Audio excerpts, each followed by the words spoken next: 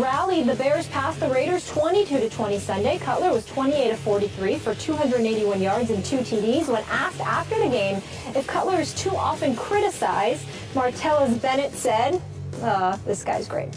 They threw rocks at Jesus, and Jesus was an excellent guy who did a lot of awesome stuff. Our guy, Skip. I'd say he was. Marty, He was an excellent guy. Marty to Cuddy, comparing him to Jesus like only a Bennett brother can. Skip. And y'all find this humorous? We're about to. At your expense. How impressed were you by Jay Cutler? Well, Stephen A., I still really like this Raiders team, and it's possible this Raiders team was looking ahead to its home game next Sunday against Peyton's Broncos.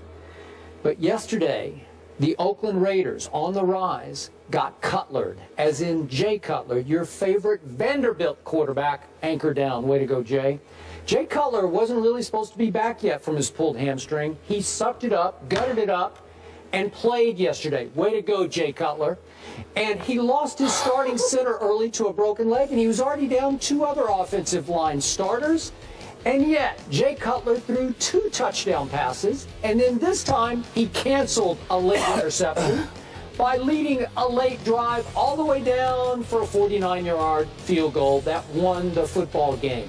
Way to go, Jay Cutler. Make this guy open his eyes and see that you can still play at a very high level. Well, I've never, excuse me, boy, you lucky I'm sick today.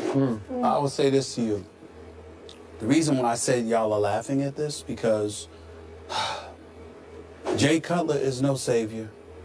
Jay Cutler is quite pathetic compared to most saviors. Literally, figuratively, subliminally, fantasy-wise, it doesn't matter. Fantasy, like you pay attention. It doesn't matter. This man doesn't get it done. He won a game yesterday, that's fine. You know, most teams win a few games during a regular season. Mere bag of shells. Okay, mere bag of that's shells. what I was thinking. It's no big deal. They beat the Oakland Raiders. Helped that Crabtree went down. I'll give you that. You know, it's the Oakland Raiders, which I reminded you about just the last week. I was trying to tell you, they're not there yet. Relax. Pump up the brakes. They can go on a run, Stephen. They can go on a run. They're coming. Just wait. Whatever. I'm still waiting. The Denver I'm still Broncos waiting. are going to have their hands full next Sunday. Sure. Wow. I feel you on that. I'm just saying that, you know, they won a game yesterday in Chicago, Soldier Field. All right, I got it, Skip. You know, but be careful. You know, Matt Forte, 91 yards rushing. Okay, congratulations. I get it. No Alshon Jeffrey, I understand that. Martellus Bennett came alive. You got him the ball. You got him the ball 11 times. I appreciate that. Skip Bayless, they needed to get him the ball. They needed to get him the ball more. Mike Ditka was on SportsCenter yesterday talking about how they needed to get Martellus Bennett the ball. But it is Jay Cutler we're talking about here. So you can get all excited. You can do that. But I just want you to keep in mind, from Dallas to Jay Cutler, you know, I mean, Tom Brady's reliable, so I give you there. He's reliable? I give you there. That's all you're giving? No. Reliable? He's okay. Your heart's not going to get completely cracked in half because at least one of the 3 is going to come through for you. But I have an obligation because you see, I don't want to do this show without you. You know what I'm saying? This ain't no first take without Skip Bayless, man. And I want you here. So you have to understand, I don't want you to put yourself in a position where your heart gets cracked in half, you can't recover, you're in no position to be up here on this set with us because you're so disappointed because you place your faith in the wrong people. It's one game. Pump the brakes, calm down, relax, chill. Because Jay Cutler will not let you down. He will screw up again on several occasions before this season's over. Don't even worry about it. Jay Cutler does not have my heart. John Fox don't even believe in him. That's why he's sitting up there and cleaning the house. Don't be surprised if Matt Forte is next. Trust me. Cowboys, they don't get rid of Brady, everybody. Spurs. Please. They have your heart. Those 3, right? Please. And the show. Yeah, and they really haven't let me down. And Ernestine, all those. That's who has your heart. Breaking news here into First Take. Head coach of the Miami Dolphins, Joe Philbin, has been fired. More First Take after the break. Thank you for that, Stephen A. League sources are telling our Adam Schefter the Dolphins are preparing to fire head coach Joe Philbin. Sources said the organization could make the move as soon as today, but Dolphins owner Stephen Ross could always change his mind. Stephen A., you said this was going to happen. You thought it was the right move. You still on board with that? What's your reaction? Absolutely. I think it would be an absolute. I think I'm not calling anybody names. But I think in this particular instance, Mr. Ross, the owner for the Miami Dolphins, let me be very, very clear, would be an absolute fool not to fire Joe Philbin. He has to go. And I say that with no joy, or I don't know Joe Philbin. I'm just going by what I see. And one of the things that I lean on, Skip Bayless, and I'll use this as an example, the Steelers a couple of years back started out 0-4. And I never forget one of my proudest moments watching Mike Tomlin was when he was standing on the sideline, and literally when the game was decided, he was watching guys come to the sidelines, come off the field, and one by one he made it a point to stand in front of them and look into each one of their eyes. And when they asked him about it later, he said, I want to make sure I know who's going to quit and who's not. Mike Tomlin, you hear how Ryan Clark speaks about him and other members of the Pittsburgh Steelers. To some degree, we hear that about Bill Belichick. We hear that. We heard that about Bill Parcells. We hear that about a plethora of other coaches. We also hear the flip side, the Philbins of the world, who had no business being a head coach. By the way, he wasn't even a coordinator, if I remember correctly. He was a position coach, and it's rare you see a position coach gets elevated to the head coaching duties. I believe that Joe Philbin is a knowledgeable football mind who can contribute to a lot of good to organizations. Maybe he could go back to Green Bay and work with Brett Favre or whatever. He has, Brett Favre, Aaron Rodgers. He has no business being a head football coach in the National Football League. I do not believe he is a leader of men. I do not believe that he is somebody that can galvanize the troops and to inspire them to go all out.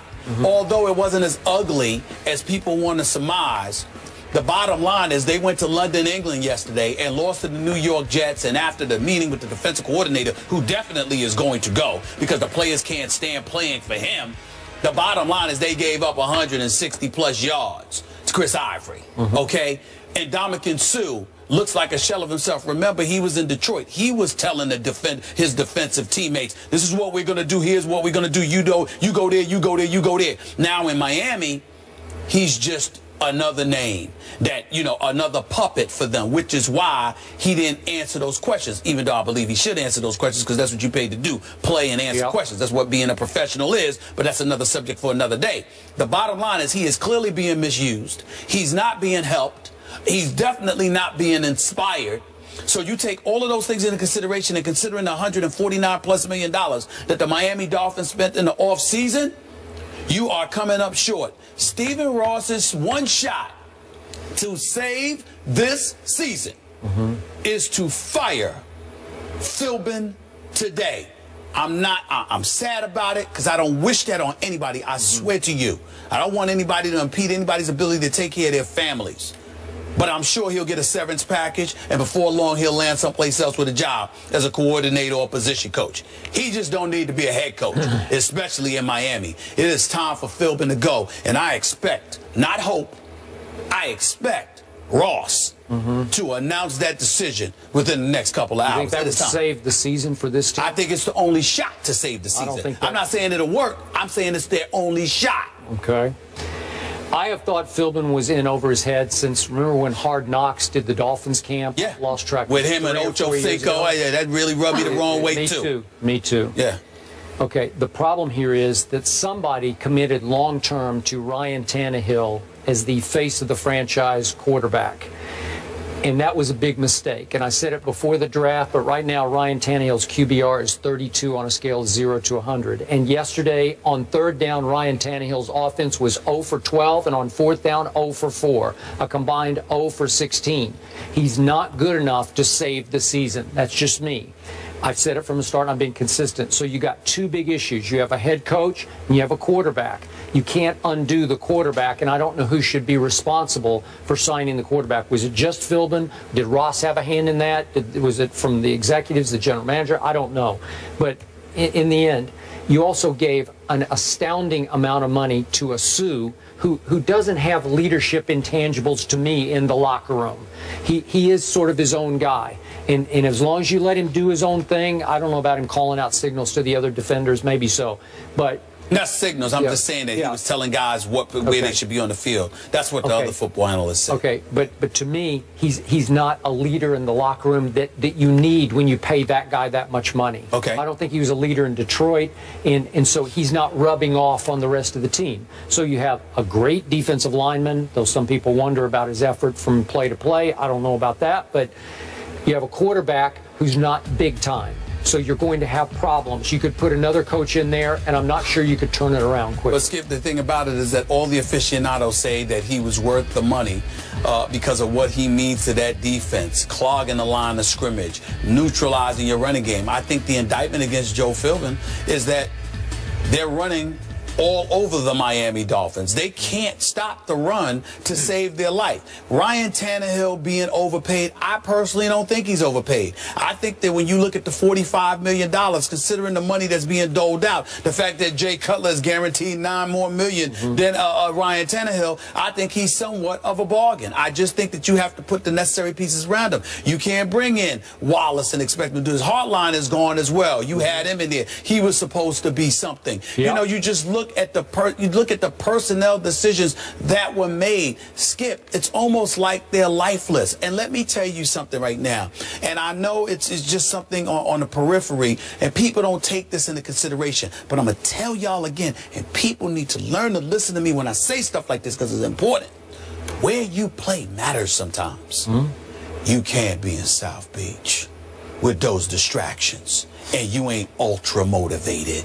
You have to be. A Kobe Bryant can play in South Beach. A Kevin Durant and a LeBron and them, they can play in South Beach. Dudes who are full. Russell Westbrook can play in South Beach. But you can't have somebody that's easily distracted. I get it. And they're in Miami. All I'm trying to say to you is that when stuff like that happens, you got to have that extra motivational skill inside of you when you don't have the personnel that fits that. Philbin ain't that dude. That's my issue. Tomlin, if coaching Mike in South Beach, he could do that. Okay. You need people like that. At 0-4, he still had Big Ben. Right? I understand that. So you're okay. I understand that, but I'm just saying when things were falling apart, cats didn't go out there and give up. You got guys calling out the defensive coordinator. They tweeting about being gone. And, you know, all of this kind of stuff going on. In the middle of the game, you can't have that. Nope. They got to go. Coach got to go. Got to go. Like the Eagles, this Dolphins team, a lot of people were optimistic going into the season that they were going to be very strong. Now they're sitting at 1-3 in the AFC East. After the break, Jay Cutler leads Chicago to their first win of the season. Woohoo! How impressed is Stephen A. by the Bears franchise quarterback? Can't wait for that. Find out next.